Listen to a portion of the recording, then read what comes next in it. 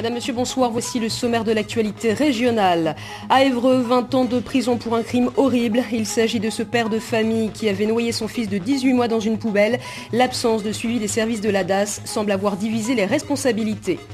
La traversée de la Seine gratuite pour tous. La gratuité des bacs était jusqu'alors réservée aux seuls habitants de Seine-Maritime. La mesure sera effective dès septembre. Dans l'heure, l'opéra La Traviata de Verdi joué en plein air au château du Champ de Bataille. 2 représentations exceptionnelles ce soir et demain. Dans ce journal, nous rejoindrons en direct le chef d'orchestre David Lévy.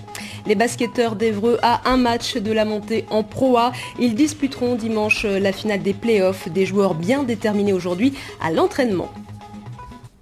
Sur les traces de Jean de La Fontaine, dans l'Eure, au château de la Mésangère, des centaines d'écoliers participent à un rallye ludique et culturel. Pendant une semaine, ils sont invités à découvrir les fables du poète Frédéric Lafont, Éric Lambert. Un loup n'avait que les os et la peau, tant les chiens faisaient bord une garde. Ce loup rencontre un dogue aussi puissant que beau, gras poli qui s'était fourvoyé par mégarde. Grâce à ces vers récités par Henri Marc, l'âme de Jean de La Fontaine plane toujours sur la Mésangère. À la fin du XVIIe siècle, Madame de la Sablière, femme de cœur et protectrice des arts, recevait ici les beaux esprits. Parmi eux, le fabuliste Jean de La Fontaine. Ce dernier eut un coup de cœur pour ce parc dessiné par Lenôtre en 1663. 300 ans après, les enfants apprennent toujours ces fables. Je connais le loup et l'agneau. La cigale et la fourmi, le corbeau et le renard, le loup et le chien, le lièvre et la tortue, la cigale et la fourmi. Jean de La Fontaine écrivit ici 2 fables, les 2 pigeons et les grenouilles qui demandent un roi. Pour faire revivre quelques instants ce prestigieux passé, les propriétaires du château ont lancé cette année une série d'animations inédites.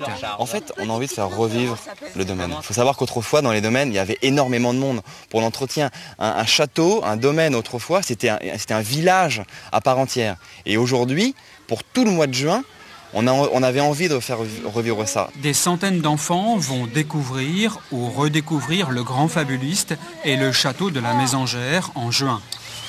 Regarde, là, il y a marqué « Il faut plaire au roi ». Autour des statues éphémères de Jean-Pierre de Poilly, inspirées des animaux de Jean de La Fontaine, les enfants participent à un rallye pédagogique et culturel. La morale de cette histoire, c'est qu'en 18 stations, au rythme du lièvre et de la tortue, les élèves en apprennent beaucoup sur le XVIIe siècle et sur les fables du grand écrivain. Au Havre, plus que 2 jours pour découvrir la superbe exposition de Courbet à Matisse, réunie au musée Malraux. 200 œuvres des plus grands peintres des 19e et 20e siècles. En 3 mois, 60 000 personnes l'ont découverte.